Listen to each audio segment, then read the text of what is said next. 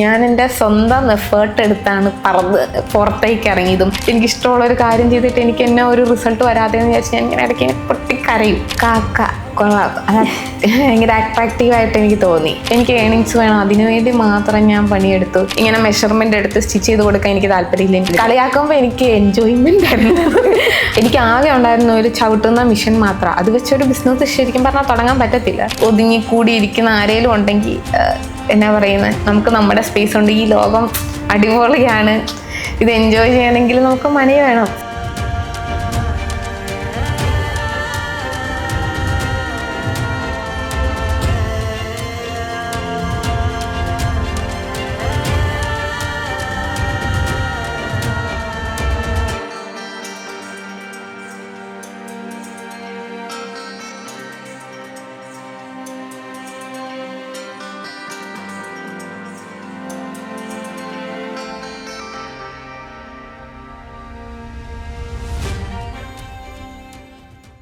സ്വപ്നങ്ങൾ കാണാനും അത് യാഥാർത്ഥ്യമാക്കാനും ആഗ്രഹിക്കാത്തവർ വളരെ ചുരുക്കമായിരിക്കും. ഇതുപോലെ ചെറിയൊരാശയത്തിൽ നിന്ന് തൻ്റെ സ്വപ്നം വളർത്തിയെടുത്ത ഇപ്പോൾ വലിയൊരു ബ്രാൻഡായി മാറിയ എലീസയാണ് ഇന്ന് നമ്മളോടൊപ്പം ഉള്ളത്. നമസ്കാരം. നമസ്കാരം. എലീസയുടെ ബ്രാൻഡ് കാക്ക. ഈ കാക്ക എന്ന പേര് കേൾക്കുമ്പോൾ തന്നെ എല്ലാവർക്കും ഭയങ്കര ക്യൂരിയോസിറ്റിയാണ്. എന്താണ് ഈ കാക്ക? അതൊരു ഡ്രസ് ബ്രാൻഡിനാണ് ഈ കാക്ക എന്ന് പേരിട്ടിരിക്കുന്നത്. ഈ ഒരു പേര് തിരഞ്ഞെടുക്കാൻ എന്തായിരുന്നു കാരണം? ഞാനൊരു വെറൈറ്റി ആയിട്ടുള്ള ഒരു പേര് തപ്പിക്കൊണ്ടിരിക്കുകയായിരുന്നു. നമ്മുടെ കേരളത്തിലെ ആൾക്കാർക്കൊക്കെ കൂടുതൽ കണക്റ്റ് ആവുന്നൊരു പേര് ഇങ്ങനെ തപ്പി അങ്ങനെ കുറേ അന്വേഷിച്ച അവസാനം കാക്ക കൊള്ളാം, അത് ഭയങ്കര അട്രാക്റ്റീവായിട്ട് എനിക്ക് തോന്നി.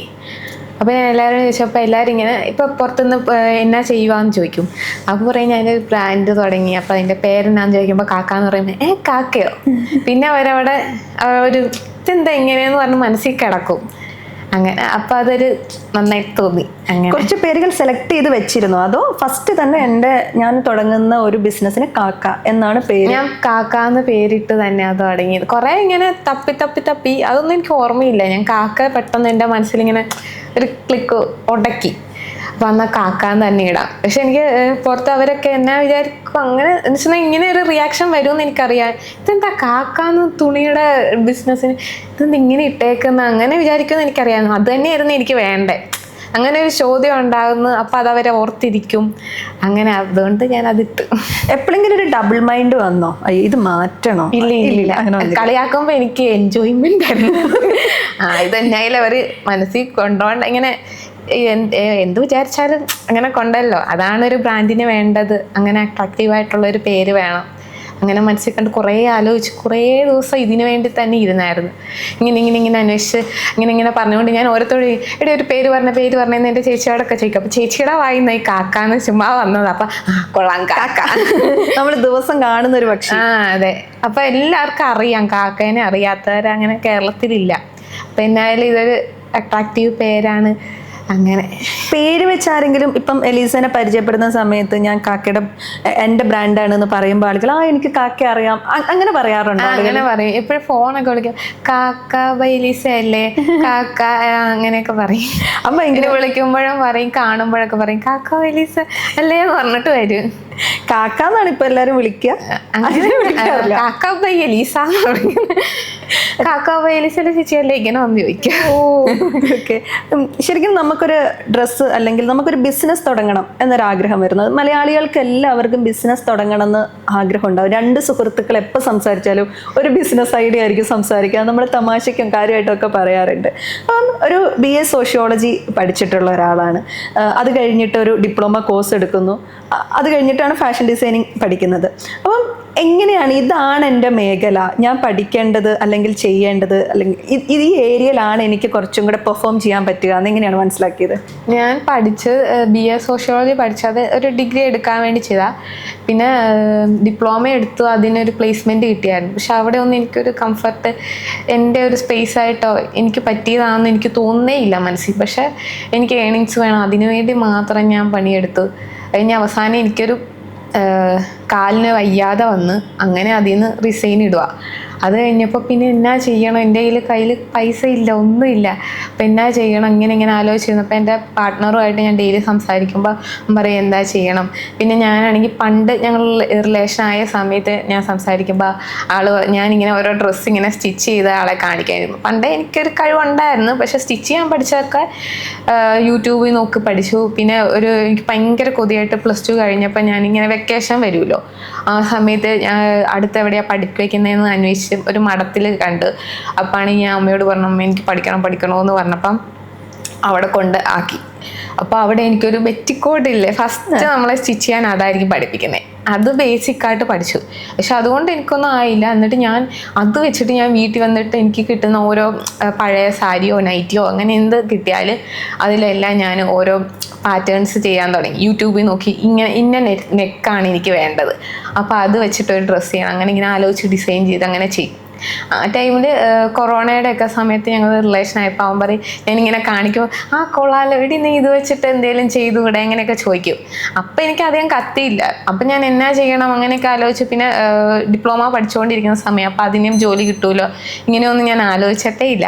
അങ്ങനെയൊക്കെ ഞാൻ ഇടയ്ക്ക് ഇങ്ങനെയൊക്കെ പറയുമ്പോൾ എനിക്ക് നമ്മൾ പാർട്ട്നേഴ്സ് ഇങ്ങനെ പറയുമ്പോൾ നമുക്ക് സന്തോഷമാണല്ലോ, അപ്പോൾ അതെൻ്റെ മനസ്സിലുണ്ട്.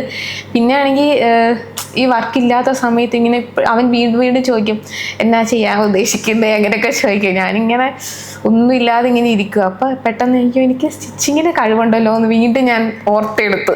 എന്നിട്ട് എന്നാൽ ഞാൻ സ്റ്റാർട്ട് ചെയ്യാം എന്ന് പറഞ്ഞ് ഞാൻ ഫ്രണ്ട്സിനോടെല്ലാം പറഞ്ഞ്, എടി ഞാൻ ഇങ്ങനെ ഒരു സംഭവം സ്റ്റാർട്ട് ചെയ്യാൻ പോവാം. അപ്പോൾ തുടങ്ങുന്നൊക്കെ പറഞ്ഞ് പിന്നെ അങ്ങനെ ഞാൻ ഇതിനെ എങ്ങനെ എവിടെ പ്രസൻറ്റ് ചെയ്യും, എൻ്റെ ഈ കാശില്ല. അപ്പോൾ കാശില്ലാതെ എങ്ങനെ ഇത് പ്രസൻറ്റ് ചെയ്യാൻ, കടയൊന്നും എടുക്കാൻ പറ്റത്തില്ല, ബേസിക്കായിട്ട് എൻ്റെ കയ്യിൽ തുണിയോ ഫാബ്രിക്കോ അങ്ങനെ ഒന്നുമില്ല. അപ്പോൾ എങ്ങനെ ഇത് നമ്മുടെ ഈ കഴിവ് പ്രസൻറ്റ് ചെയ്യുമെന്ന് ആലോചിച്ചപ്പോഴാണ് ഈ ഇൻസ്റ്റാഗ്രാം എന്നുള്ളൊരു പ്ലാറ്റ്ഫോം കിട്ടിയത്. അപ്പോൾ അതിലൊന്നും ഞാൻ ആക്റ്റീവ് അല്ല, പക്ഷെ എൻ്റെ കയ്യിൽ ഒരു പഴയ ഫോണുണ്ട്, ക്യാമറയൊക്കെ നല്ല പൊട്ടയാണ്. അപ്പോൾ ഞാൻ ഇതിലിങ്ങനെ ഇടണമെങ്കിൽ ഇതിൽ ഡെയിലി ഇട്ടാലേ ഉള്ളൂ എന്താ പറയുക വൈറലാവുള്ളൂ. എന്ന് വെച്ചാൽ നമ്മുടെ ഈ ബ്രാൻഡ് എല്ലാവരിലും എത്തിക്കണമല്ലോ. ഇപ്പം അടുത്തുള്ളവരുടെ അടുത്തുനിന്ന് സ്റ്റിച്ചിങ് ഇങ്ങനെ മെഷർമെൻ്റ് എടുത്ത് സ്റ്റിച്ച് ചെയ്ത് കൊടുക്കാൻ എനിക്ക് താല്പര്യമില്ല, എനിക്കൊരു വലിയ സംഭവം ആകണം അപ്പം അതിനുവേണ്ടി ഞാൻ പേര് കണ്ടുപിടിക്കുന്നു. എന്നിട്ട് ഞാൻ എൻ്റെ ഫോണിൽ ഞാൻ ഫസ്റ്റ് എൻ്റെ പേരിടുന്നു, എന്നിട്ട് കാക്കാന്ന് പറഞ്ഞൊരു പേജ് തുടങ്ങി. എന്നിട്ട് അതിൽ എനിക്ക് ആദ്യം ഞാനിട്ട ഡ്രസ്സൊന്നും ഇടാൻ എൻ്റെ കയ്യിൽ ഫാബ്രിക് ഒന്നുമില്ല. അപ്പം ഞാൻ ഫോട്ടോസൊക്കെ ഇങ്ങനെ ഗൂഗിളിൽ നിന്ന് എടുത്തിട്ട്, എനിക്ക് തയ്ക്കാൻ പറ്റുന്ന ഫോട്ടോസ് ഞാൻ ഗൂഗിളിൽ നിന്ന് എടുത്തിട്ട് എന്നിട്ട് ഞാൻ എല്ലാവർക്കും അയച്ചു കൊടുത്തു, ഫ്രണ്ട്സിന് അറിയാവുന്നവർക്കെല്ലാം അയച്ചു കൊടുത്തു. കുറേ പേര് ചോദിച്ചു ഇതിന് ഞങ്ങളെങ്ങനെ വാങ്ങിക്കും, ഇത് ആമസോണിലും മറ്റതിലൊക്കെ കിടപ്പുണ്ടല്ലോ അങ്ങനെയൊക്കെ പറഞ്ഞ്. അപ്പം എനിക്ക് വിഷമമായി, എനിക്ക് സംഭവം ഇല്ല, ഫോട്ടോ എടുക്കാൻ സാധനമില്ല.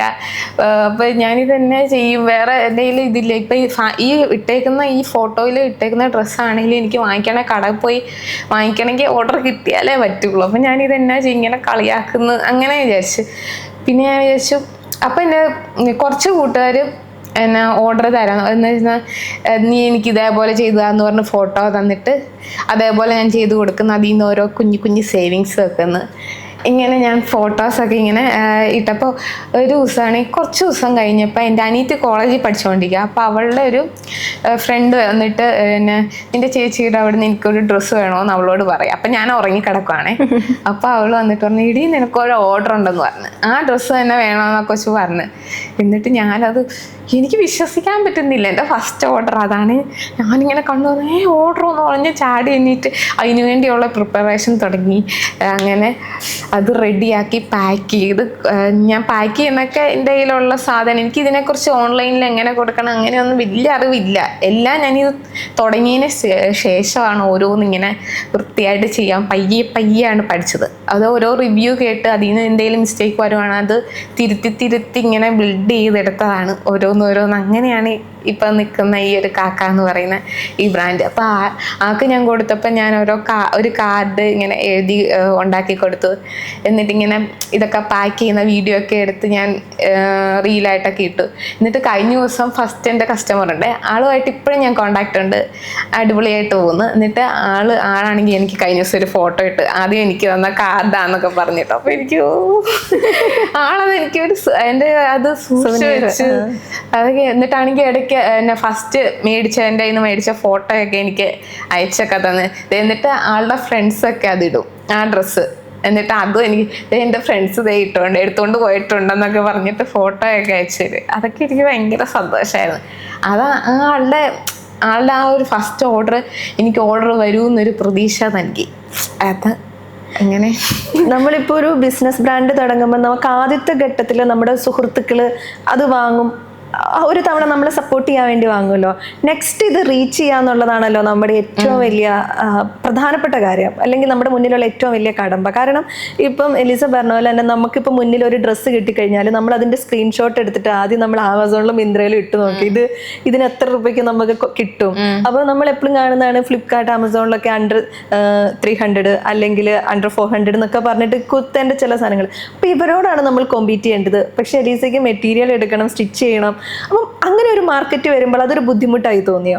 എൻ്റെ ബ്രാൻഡിൻ്റെ നെയിം വെറൈറ്റിയാണ്, പിന്നെ എൻ്റെ ഹാർഡ് വർക്ക് ഇതെല്ലാം ഞാൻ സോഷ്യൽ മീഡിയയിലൂടെ ഷെയർ ചെയ്യുന്നുണ്ട്. ഞാൻ മെറ്റീരിയൽ എടുത്തിട്ട് ഞാൻ എനിക്കിഷ്ടമുള്ള പോലെ എല്ലാവർക്കും കംഫർട്ടബിൾ ആവണം, നല്ല സ്റ്റൈലിഷ് ആയിരിക്കണം, ഞാൻ ട്രെൻഡി ആയിരിക്കണം, അങ്ങനെ ഉള്ളൊരു ഇതിൽ ഞാൻ സ്റ്റിച്ച് ചെയ്ത് ഇടുന്നു. അപ്പോൾ എല്ലാവർക്കും ഇഷ്ടമാവുന്നു. അപ്പോൾ പ്രൈസിങ് ആൾക്കാർ നോക്കുന്നില്ല, കാരണം ഇതിൻ്റെ ക്വാളിറ്റി, ഇതിൻ്റെ ഇത് ലുക്ക് ഇതൊക്കെ നോക്കുമ്പോൾ എന്നായാലും വാങ്ങിക്കാൻ തോന്നും. അപ്പം ഞാൻ ആ പ്രൈസ് എന്ന് പറയുന്നത് നമ്മൾ ഇടുന്നത് മെറ്റീരിയലിൻ്റെ ഉണ്ട്, പിന്നെ സ്റ്റിച്ചിങ് കോസ്റ്റ്, ഡിസൈനിങ്, ഇതെല്ലാം കൂടെ വന്നിട്ട് കുറേ കാര്യം, GST അത് ഇത് അങ്ങനെ കുറേ കാര്യങ്ങൾ കൂടുമ്പോൾ ഈ ഒരു പ്രൈസ് വരുന്നത്. അപ്പോൾ ആ ഒരു പ്രൈസായിട്ട് നമുക്ക് കമ്പയർ ചെയ്യാൻ പറ്റും. നമ്മളൊരു ചെറിയ യൂണിറ്റാണ്, അപ്പോൾ അതിൽ ഇങ്ങനെ കുറേ കോസ്റ്റ് വരുന്നുണ്ട്. അപ്പോൾ അതെല്ലാം കൂടെ ആഡ് ചെയ്താണ് ഒരു പ്രൊഡക്റ്റിൽ ഇടുന്നത്. അപ്പോൾ ആ പ്രൈസിൽ വാങ്ങിക്കാൻ നമ്മുടെ കസ്റ്റമേഴ്സ് ഉണ്ട്. കസ്റ്റമേഴ്സ് എല്ലാം ഭയങ്കര സാറ്റിസ്ഫൈഡ് ആണ് നമ്മുടെ ഓരോ പ്രൊഡക്റ്റിലും ഇട്ടിട്ട് റിവ്യൂ ഒക്കെ തരുന്ന അടിപൊളിയായിട്ട് ഭയങ്കര കംഫർട്ടബിൾ. ഞാൻ എന്നാണ് കൊടുക്കാൻ ആഗ്രഹിക്കുന്നത് അത് തന്നെ അവർ പറയും. അടിപൊളി ക്വാളിറ്റിയാണ്. ഇട്ടിട്ട് അവരുടെ സ്പെഷ്യൽ ഡേക്കൊക്കെ ഇട്ടിട്ട് ഫോട്ടോ ഒക്കെ അയച്ചു തരും. സ്റ്റോറി DP ഒക്കെ ഇടുന്നു. നമുക്ക് ഏറ്റവും ഇഷ്ടപ്പെട്ട ഒരു ഡ്രസ്സിൽ ആയിരിക്കുമല്ലോ.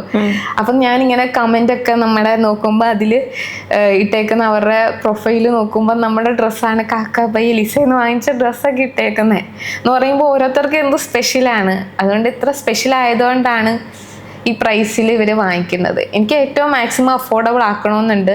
പക്ഷെ ഇത്രയും കാര്യങ്ങൾ, അതായത് സ്റ്റിച്ചിങ് കോസ്റ്റ്, GST അത് ഇതൊക്കെ വരുമ്പം സ്റ്റാഫൊക്കെ ഉണ്ട്, അവർക്കും കൊടുക്കണം. അപ്പം അതിൻ്റെ ഇതെല്ലാം കൂടെ കൂട്ടിയിട്ടാണ് ഈ ഒരു പ്രൈസിങ് വരുന്നത്. എലീസയുടെ കമ്പനിയിൽ എത്ര പേര് വർക്ക് ചെയ്യുന്നുണ്ട്? സ്റ്റിച്ചിങ് യൂണിറ്റിലും സ്റ്റിച്ചിങ് എല്ലാം കൂടെ 7 പേരുണ്ട്. നമ്മളൊരു ടീമായിട്ട് പോകുന്നിപ്പോ. അതൊരു ഡിസൈനർ എലീസ മാത്രമാണ്? ഞാൻ ഡിസൈനിങ് ഒക്കെ ഞാനാണ് ചെയ്യുന്നത്. ഫാബ്രിക് ചൂസ് ചെയ്യുന്നതൊക്കെ ഞാനാണ്. എനിക്ക് എന്നാണ് ഇഷ്ടം, എനിക്ക് ഒരു ഡ്രസ്സ് ഇടാൻ ഇഷ്ടം. അപ്പോൾ അത് ഞാൻ സ്റ്റിച്ച് ചെയ്തിട്ട് ഞാൻ മോഡലായിട്ടിട്ട് കാണിക്കും. അപ്പം അത് ഇഷ്ടമുള്ള ഞാൻ വെബ്സൈറ്റ് ഉണ്ട് എനിക്ക്, www.kakabyelisa.com എന്നുള്ള.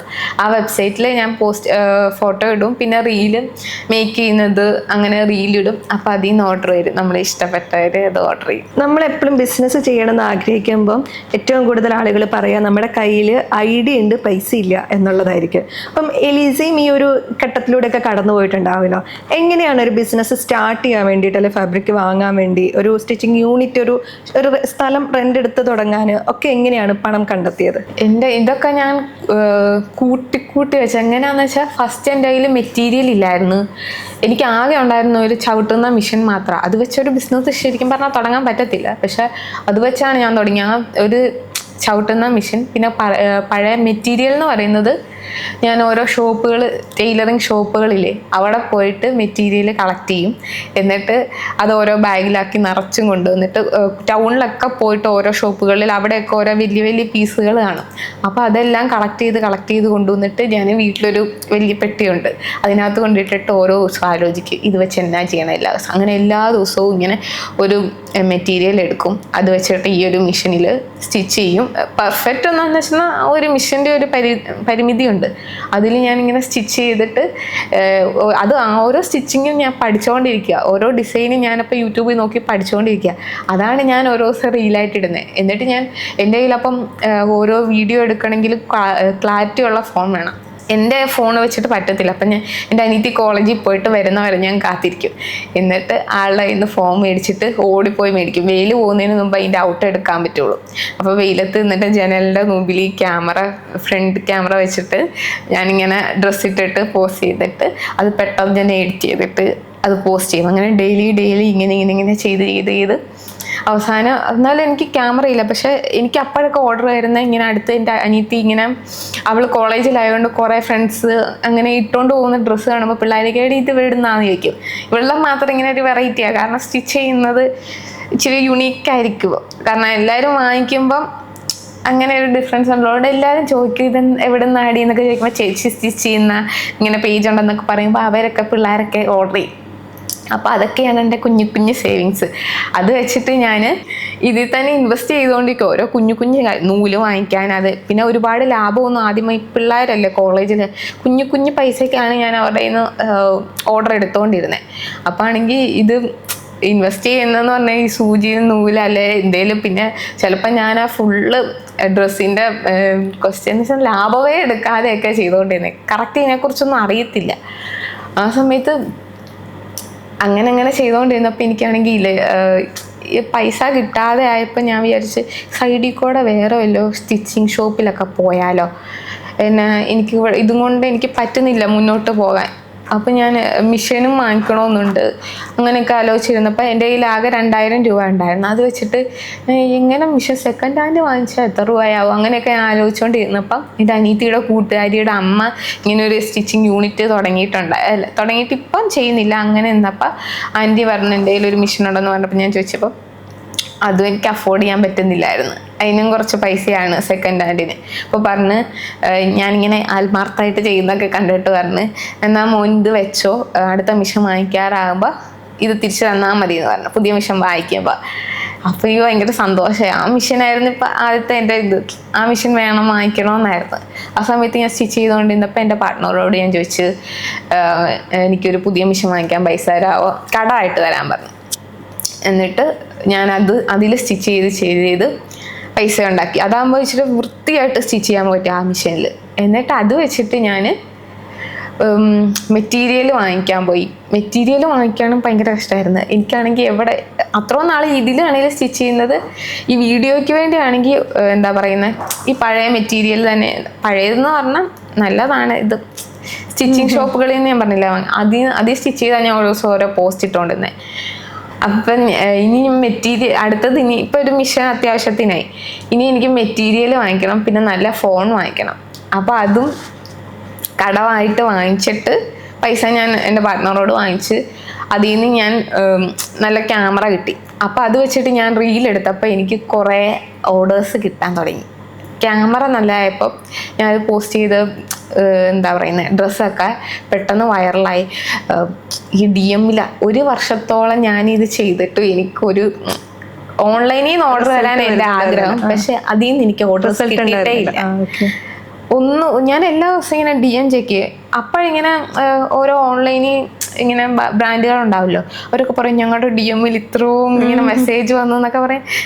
എനിക്കെന്നാ വരുന്നതെന്ന് വിചാരിച്ചാൽ ഞാൻ ഇത്രയും എല്ലാ ദിവസവും ഇത്ര എഫേർട്ട് എടുത്ത് എനിക്കിഷ്ടമുള്ളൊരു കാര്യം ചെയ്തിട്ട് എനിക്ക് എന്നെ ഒരു റിസൾട്ട് വരാതെന്ന് വിചാരിച്ച് ഞാൻ ഇങ്ങനെ ഇടയ്ക്ക് കരഞ്ഞിരുന്നിട്ട് ഇങ്ങനെ ഇരുന്നിട്ട് കാര്യമില്ല, ചെയ്യ് ഡെയിലി ചെയ്തുകൊണ്ടിരിക്കുക, എന്നായാലും വരുമായിരിക്കും എന്ന് വിചാരിച്ച് അന്ന് ഞാൻ ചുമ്മാ എനിക്ക് വീട്ടിൽ സ്പേസ് ഒന്നും ഇല്ലായിരുന്നു.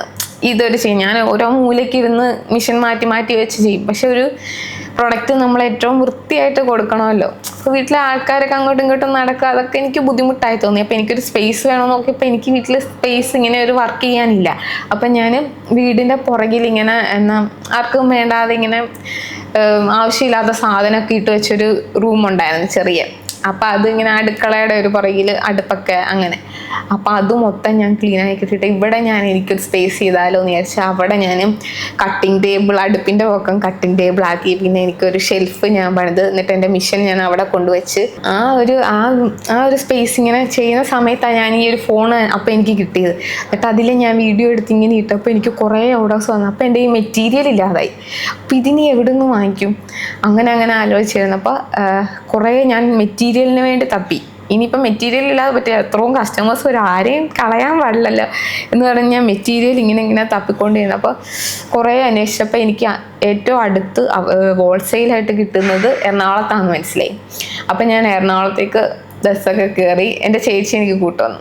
ആളുമായിട്ട് ഞാൻ പോയി കുറേ എറണാകുളത്തുള്ള മൊത്തം ഷോപ്പുകൾ ഇങ്ങനെ കയറി ഇറങ്ങി. മൊത്തം എന്ന് പറഞ്ഞാൽ ബ്രോഡ്വേ എന്ന് പറയുന്ന അവിടെ ഹോൾസെയിലേഴ്സിന് കൊടുക്കുന്നതെന്ന് പറഞ്ഞിട്ട് അവിടെ മൊത്തം ഇങ്ങനെ കയറി ഇറങ്ങി മെറ്റീരിയലിൻ്റെ ഒരു ഷോപ്പ് ഉണ്ട്. അവിടെ ചെന്നിട്ട് ഞാൻ നോക്കിയപ്പോൾ കൊള്ളാം, കുറേ മെറ്റീരിയൽസ്, എനിക്കത് മൊത്തം വേണമെന്ന് ആഗ്രഹമുണ്ട്. പക്ഷെ ഞാൻ അപ്പോഴും എൻ്റെ കയ്യിൽ ഈ മെറ്റീരിയൽ വാങ്ങിക്കണമെങ്കിലും ഇത്ര ഒരു ക്വാണ്ടിറ്റി വാങ്ങിച്ചാലേ ഹോൾസെയിലായിട്ട് അവർ തരുള്ളൂ. അപ്പോഴും ഞാൻ അമ്മയുടെ കയ്യിൽ നിന്ന് 5000 രൂപ കടം വാങ്ങിച്ചു. എന്നിട്ട് അതുകൊണ്ട് ഞാൻ അവിടെ 5000 രൂപയ്ക്കുള്ള മെറ്റീരിയൽ കറക്റ്റ് എടുത്തിട്ട് വന്നിട്ട് സ്റ്റിച്ച് ചെയ്യാൻ തുടങ്ങി. എന്നിട്ട് ഈ മിഷൻ എന്ന് പറഞ്ഞാൽ നല്ല സ്റ്റിച്ചിങ് ആയിരിക്കും. ഇപ്പം ഞാൻ വാങ്ങിച്ചേക്കുന്ന ഒരു മിഷൻ വാങ്ങിച്ചു, എന്നിട്ട് ആ മിഷൻ സ്റ്റിച്ചിങ് കൊള്ളാമെങ്കിൽ സ്പീഡില്ല. അപ്പോൾ ഈ കസ്റ്റമേഴ്സിന് ഞാൻ 1 മന്തൊക്കെ എൻ്റെ ഡ്യൂറേഷൻ വരുന്ന കൊടുക്കാൻ. അപ്പോൾ അതെനിക്ക് കുറയ്ക്കണമെന്നുണ്ട്. പക്ഷേ എൻ്റെ കസ്റ്റമേഴ്സ് എന്ന് പറഞ്ഞാൽ എൻ്റെ ഫാമിലി പോലെ എന്നെ മനസ്സിലാക്കുന്ന ഒരു മാസമാണോ ഒക്കെ ഞങ്ങൾ വെയിറ്റ് ചെയ്തോളാൻ തന്നാൽ മതി എന്ന് പറയും. അങ്ങനെയുള്ളവരാണ്. അപ്പോൾ ഇങ്ങനെ 1 മാസം ഇങ്ങനെ ഇരിക്കുക. അപ്പോൾ എനിക്കിങ്ങനെ ഒരു ദിവസം ഒരു 6, 7, 8, 10 വരെ എനിക്ക് ചെയ്യാൻ പറ്റുന്നുള്ളൂ. ഞാൻ സ്പീഡ് ചെയ്ത് ആ റൂമിൽ തന്നെ ഞാൻ ഇങ്ങനെ തീരുമ്പോൾ അറിയാതെ ഉറങ്ങിപ്പോവും. അങ്ങനെ എണീക്കും. അങ്ങനെ ചെയ്തിട്ട് അവസാനം ഞാൻ ഇതെല്ലാം വെച്ചിട്ട് അമ്മയുടെ പൈസ തിരിച്ചു കൊടുത്തു, എൻ്റെ പാർട്ട്ണറിൻ്റെ പൈസ ഞാൻ തിരിച്ചു കൊടുത്തു. അതെല്ലാം ഞാൻ ഇങ്ങനെ ഇത് വെച്ച് ചെയ്ത് എടുത്തിട്ട് എനിക്കിനി സ്പീഡുള്ള മിഷൻ വാങ്ങിക്കണമെന്നായി. അപ്പം ഞാനിതിൽ ആ റീല് വൈറലായപ്പോൾ എനിക്ക് കുറേ ഓർഡേഴ്സ് കിട്ടി. അത് വെച്ചിട്ട് ഞാൻ ഈ മെറ്റീരിയൽ മൊത്തം തീർത്ത് അതെല്ലാം വെച്ച് ഞാനൊരു മിഷൻ വാങ്ങിച്ചു. അങ്ങനെ ആ മിഷനിൽ ഞാൻ പിന്നെ തയ്ക്കാൻ തുടങ്ങി. അപ്പോൾ നല്ല സ്പീഡ് കൂടി, കുറേയും കൂടെ സ്റ്റിച്ച് ചെയ്യാൻ തുടങ്ങി. കുറേ മെറ്റീരിയൽ ഞാൻ വീണ്ടും പുതിയ സ്ഥലങ്ങൾ കണ്ടുപിടിച്ച് വാങ്ങിക്കാൻ തുടങ്ങി. അങ്ങനെയാണ്. അല്ലാതെ ഒരു പൈസ അതിൽ നിന്നൊക്കെ ഓരോന്നും നുള്ളി പറക്കി ഉണ്ടാക്കി ചെയ്ത് ഉണ്ടാക്കിയതാണ്. ഇപ്പം ഇപ്പം ഞാൻ സ്വന്തമായിട്ടൊരു റെൻറ്റിന് വീട് എടുത്തിട്ട് അവിടെ യൂണിറ്റ് ഉണ്ട്, സ്റ്റാഫുണ്ട്. ഞങ്ങളൊരു ടീമായിട്ട് കാക്കയ്ക്ക് വേണ്ടി വർക്ക് ചെയ്യുന്നു.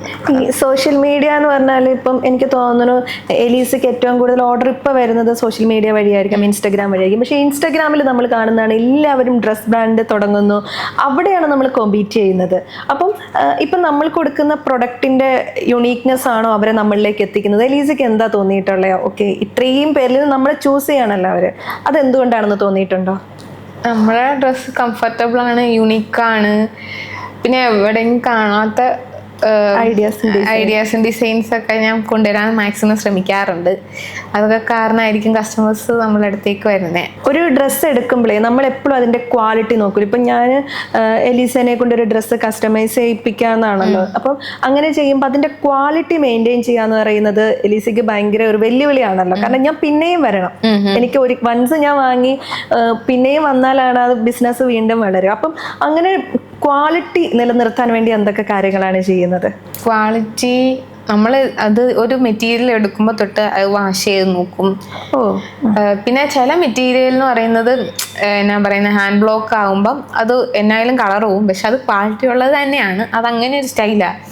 അപ്പോൾ അതൊക്കെ ക്വാളിറ്റി നോക്കും. പിന്നെ അതിനെന്തെങ്കിലും ഇതുണ്ടോ, നമ്മുടെ ഭാഗത്തുനിന്ന് മാക്സിമം നമ്മളെല്ലാം കറക്റ്റാക്കി പെർഫെക്റ്റാക്കി അങ്ങനെയാണ് ഞാൻ ഓരോ പ്രോഡക്റ്റും ഓരോ കസ്റ്റമേഴ്സിനും കൊടുക്കുന്നത്. എന്നാലും നമ്മുടെ കയ്യിൽ നിന്ന് മനുഷ്യരാണല്ലോ, എന്തെങ്കിലുമൊക്കെ വീഴ്ച വരും. അപ്പോൾ പ്രൊഡക്റ്റ് എങ്ങാനും എന്തെങ്കിലും സൈസ് ഇഷ്യൂ എന്തെങ്കിലും വരുവാണെങ്കിൽ ഞാനത് തിരുത്താൻ മാക്സിമം എൻ്റെ അടുത്തുനിന്ന് ശ്രമിക്കാറുണ്ട്. ആരും അങ്ങനെ ഇപ്പം റിട്ടേൺ പോയിട്ട് റിട്ടേൺ വന്ന് എന്തെങ്കിലും മിസ്റ്റേക്ക് വന്നാൽ റിട്ടേൺ വന്നെങ്കിൽ അവരത് നിങ്ങൾ ഞങ്ങളോട് നല്ല രീതിയിൽ പെരുമാറി, ഇത് എന്താ പറയുന്നത്, നിങ്ങളിങ്ങനെ എന്നാ പറയുന്നത്, പക്ഷേ ഒരു പ്രാവശ്യം എനിക്ക് ഒരു കസ്റ്റമറിനും പ്രൊഡക്റ്റ് റിവ്യൂ അല്ല, പ്രൊഡക്റ്റ് കിട്ടി കസ്റ്റമറിന്. കിട്ടിക്കഴിഞ്ഞപ്പോൾ അതിൽ ഒരു സൈസ് ഇഷ്യൂ വന്നു. അപ്പോൾ പറഞ്ഞു ഇതാണെങ്കിൽ നമ്മുടെ തെറ്റാണെങ്കിൽ നമ്മൾ മാറ്റി കൊടുക്കാറുണ്ട്.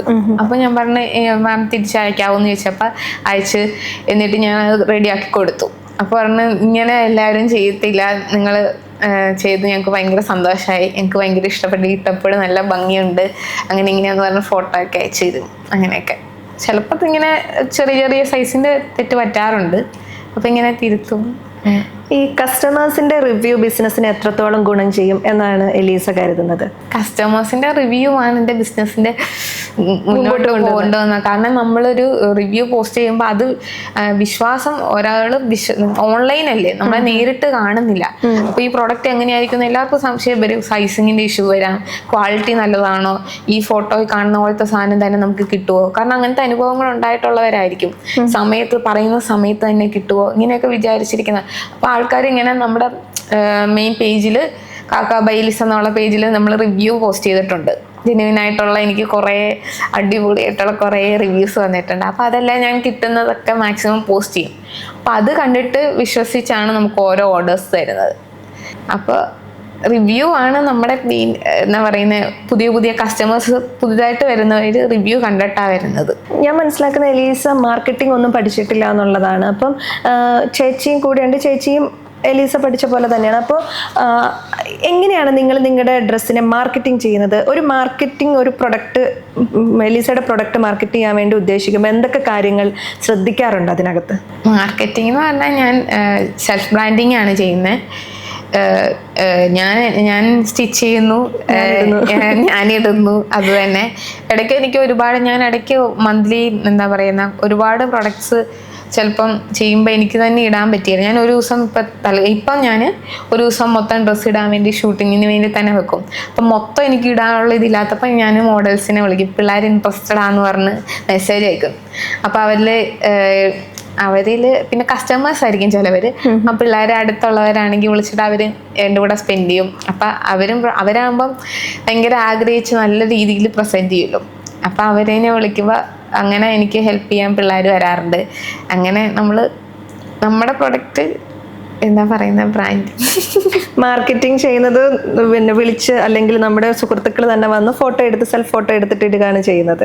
ഞാൻ തന്നെ റീല് ചെയ്ത് പോസ്റ്റ് ചെയ്ത് അങ്ങനെയാണ് സ്വന്തം സോഷ്യൽ മീഡിയ വഴി സെൽഫ് മാർക്കറ്റിംഗ് ആണ് ചെയ്യുന്നത്. ഓക്കെ, നമ്മൾ ഈ ഓൺലൈനായിട്ട് പേയ്മെന്റ് നടത്തുകയാണല്ലോ ചെയ്യുന്നത്. അപ്പോൾ കുറേ അധികം പേര് പറയല്ലോ ഓൺലൈനിൽ തട്ടിപ്പുകൾ നടക്കാറുണ്ട് അങ്ങനെയൊക്കെ. അപ്പോൾ ഈ കസ്റ്റമേഴ്സും നിങ്ങളെപ്പോലെയുള്ള ഇപ്പം ബിസിനസ് ഓണേഴ്സും എന്തൊക്കെ കാര്യങ്ങൾ ഈ ഓൺലൈൻ പേയ്മെന്റിൽ ശ്രദ്ധിക്കുന്നത്? എൻ്റെ പേജ് തന്നെ പേരിട്ട് വേറെ വാട്സപ്പിൽ അങ്ങനെയൊക്കെ പോയിട്ട് നമ്മുടെ ഫോട്ടോ കൊടുത്തിട്ട് അങ്ങനെ തട്ടിപ്പ് ചെയ്തിട്ടുണ്ട് ചെറുതായിട്ട്, ഒരുപാടൊന്നുമില്ല. അപ്പം അത് പക്ഷേ ഈ പിള്ളേരില്ലേ കണ്ടുപിടിക്കുക. എൻ്റെ തന്നെ കസ്റ്റമേഴ്സ് ചേച്ചിയുടെ ആണോ ഇതെന്ന് ചോദിച്ചിട്ട് അങ്ങനെ വരാറുണ്ട്. അപ്പോൾ അതൊക്കെ ഞാനാണെങ്കിൽ പ്രത്യേകിച്ച് പറയാറുണ്ട്, നമ്മുടെ വെബ്സൈറ്റിൽ കൂടെയോ അല്ലെങ്കിൽ നമ്മുടെ ഇൻസ്റ്റാഗ്രാം പേജ് അല്ലെങ്കിൽ നമ്മുടെ തന്നെ വാട്സപ്പ് അത് ഈ പേജിൽ തന്നെ കൊടുത്തിട്ടുണ്ട്.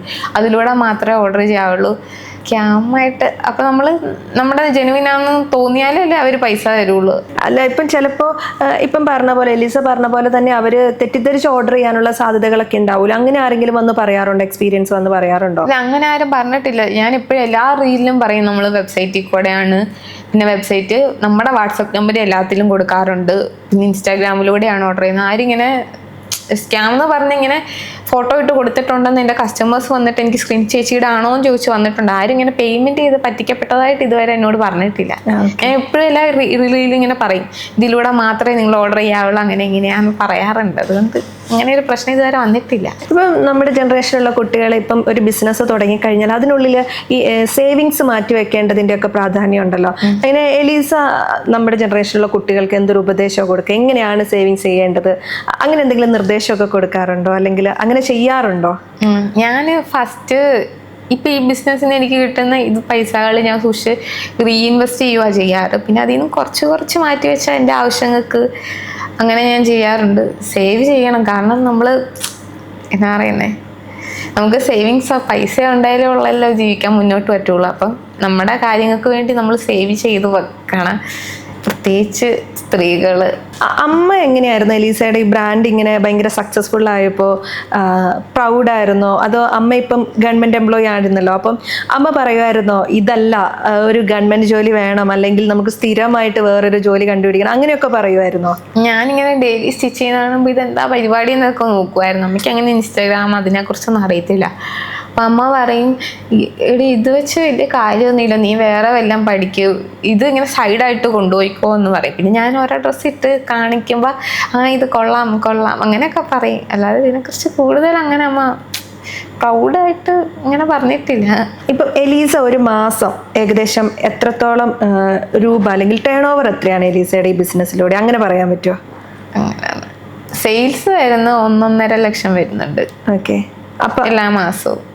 ഓക്കെ. അപ്പൊ നമ്മൾ ഈ GST പോലെയുള്ള കാര്യങ്ങൾ അതൊക്കെ എങ്ങനെയാണ് എലീസ കൈകാര്യം ചെയ്യുന്നത്? ഇത് ഞാൻ ഓൺലൈനിൽ ഫസ്റ്റ് ചെയ്തപ്പോൾ എനിക്ക് എൻ്റെ പേര് ഞാൻ ബ്രാൻഡിങ് ആയിട്ട് ചെയ്തിട്ടില്ലായിരുന്നു. പക്ഷെ എനിക്ക് യുണീക്ക് നെയിം വേണമെന്നേ അറിയത്തുള്ളായിരുന്നു. വേറെ ഒന്നും അറിയത്തില്ലാതെ ഞാൻ ഇത് തുടങ്ങിയത്. പിന്നെ പയ്യെ ഞാൻ ഓരോന്ന് ഈ ബ്രാൻഡ് ചെയ്യാൻ എന്നാ ചെയ്യേണ്ടത്, അങ്ങനെ ഞാൻ യൂട്യൂബുകൾ ഇങ്ങനെ നോക്കി യൂട്യൂബിൽ കുറേ വീഡിയോസ് ഉണ്ട് ഇതിന് വേണ്ടി. ഇതെങ്ങനെ തുടങ്ങണം, ഓൺലൈനാകുമ്പോൾ എന്തൊക്കെ സർട്ടിഫിക്കറ്റ് വേണം, അങ്ങനെ ആദ്യമേ ഞാൻ ഉദ്യം രജിസ്ട്രേഷൻ എടുത്തേ. പിന്നെ ബ്രാൻഡ് ട്രേഡ് മാർക്ക് കൊടുത്തു. പിന്നെ ഇതിന് കുറച്ചുകൂടെ ഇത് വരുമ്പം GST വേണം എന്നായി. കാരണം വെബ്സൈറ്റ് വരുമ്പോൾ GST വേണമെന്നായി. അപ്പം ഞാൻ GST അപ്പം നമ്മുടെ വെബ്സൈറ്റ് ചെയ്യുന്ന ആൾക്കാരുണ്ട്, അവർ പറഞ്ഞ് അവർ ഹെൽപ്പ് ചെയ്തു കേട്ടോ. അവർ എന്നാ സാക്ക് എന്ന് പറയുന്ന ഒരു കമ്പനിയാണ് നമുക്ക് വെബ്സൈറ്റ് ചെയ്ത് തന്നെ. അവർ നമുക്കിങ്ങനെ അപ്ഡേറ്റ് ചെയ്യാനും ബ്രാൻഡിങ്ങിന് എങ്ങനെ ചെയ്യാം അങ്ങനെയൊക്കെ നമ്മളെ ഹെൽപ്പ് ചെയ്യും. അപ്പോൾ അവർ പറഞ്ഞു തന്നു GST എടുക്കാറായി, അപ്പോൾ GST ചെയ്യണം എന്ന് പറഞ്ഞിട്ട് അവർ നമ്മളെ ഹെൽപ്പ് ചെയ്യുക. എന്ന് വെച്ചാൽ അവരാണ് നമ്മളിപ്പം അതിൻ്റെ റിട്ടേൺസ് കൊടുക്കേണ്ട അതൊക്കെ അവർ ചെയ്തു തരും. നിങ്ങളുടെ വീട്ടിൽ 3 പെൺകുട്ടികൾ, എന്താണെങ്കിലും സ്വാഭാവികമായിട്ട് 3 പെൺകുട്ടികൾ എന്ന് പറഞ്ഞാൽ നമ്മുടെ സമൂഹത്തിൽ 3 പെൺകുട്ടികളാണ് എന്ന് കേൾക്കേണ്ടി വന്നിട്ടുണ്ടാകാനുള്ള സാധ്യതയുണ്ടല്ലോ. അപ്പോൾ ഒരു പെൺകുട്ടിക്ക് സാമ്പത്തിക സ്വാതന്ത്ര്യം എത്രത്തോളം പ്രധാനപ്പെട്ടതാണെന്ന് എലീസ കരുതുന്നു? എനിക്ക് എൻ്റെ വീട്ടിൽ നിന്നില്ലേ, അതായത് ഞങ്ങൾ 3 പേരാണെങ്കിൽ ഞങ്ങളൊരു അടച്ചിട്ട് കൂട്ടിയിട്ട് വളർത്തിയത്. ഞാൻ എൻ്റെ സ്വന്തം എഫേർട്ട് എടുത്താണ് പുറത്തേക്ക് ഇറങ്ങിയതും ഇപ്പോൾ സ്വന്തമായിട്ട് വീട്ടിൽ നിന്ന് മാറിയൊരു സ്വന്തമായിട്ട് ജീവിക്കാൻ തുടങ്ങി. അതായത് സ്വന്തം വീട്ടിലിപ്പോൾ എൻ്റെ സ്പേസ് ഒന്നും ഇല്ലാതെ അങ്ങനെ ഒരു വളർന്ന ആളാണ്. അപ്പോൾ എനിക്ക് കോൺഫിഡൻസ് ഇല്ലായിരുന്നു, ആൾക്കാരോട് പെരുമാറേണ്ട അങ്ങനെയൊന്നും അറിയാൻ മേലാത്ത ഒരാളായിരുന്നു ഞാൻ. അതൊക്കെ ഞാൻ പഠിച്ചത് ഞാൻ സ്വന്തമായിട്ട് ഈ ഒരു ബിസിനസ് തുടങ്ങി.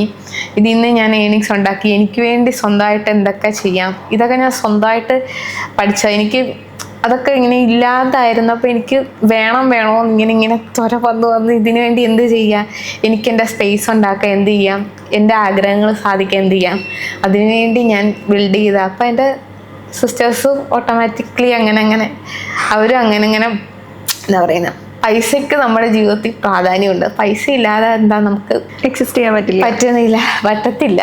അപ്പം ഞാൻ പൈസ വേണമല്ലോ. അപ്പം അതിനുവേണ്ടി ഞാൻ എനിക്കിഷ്ടമുള്ള കാര്യങ്ങൾ ചെയ്യും.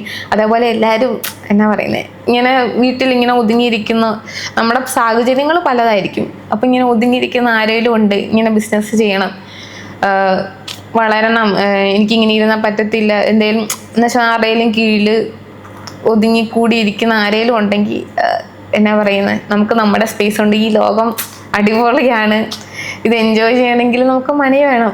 അപ്പം കുറേ കാണാനും പറയാനും ഉണ്ട്. അപ്പം അതിന് നമുക്ക് സേവിങ്സ് ഇതൊക്കെ ഉണ്ടായാലേ ഉള്ളൂ എന്താ പറയുന്നത് മുന്നോട്ട് പോകാൻ പറ്റുള്ളൂ. താങ്ക് യു എലീസ, ഇത്രയും സമയം നമ്മളോടൊപ്പം ഇരുന്നതിന്. എലീസയുടെ ബ്രാൻഡ് കാക്ക ഇനിയും വളരട്ടെ, വലിയൊരു ബ്രാൻഡായി വളരട്ടെ, കേരളത്തിൽ എല്ലാവരും അറിയപ്പെടുന്ന, എല്ലാവരും ഡ്രസ്സ് വാങ്ങുന്ന ഒരു ബ്രാൻഡായി മാറട്ടെ എന്ന് ആശംസിക്കുന്നു. Thank you so much. Thank you so much.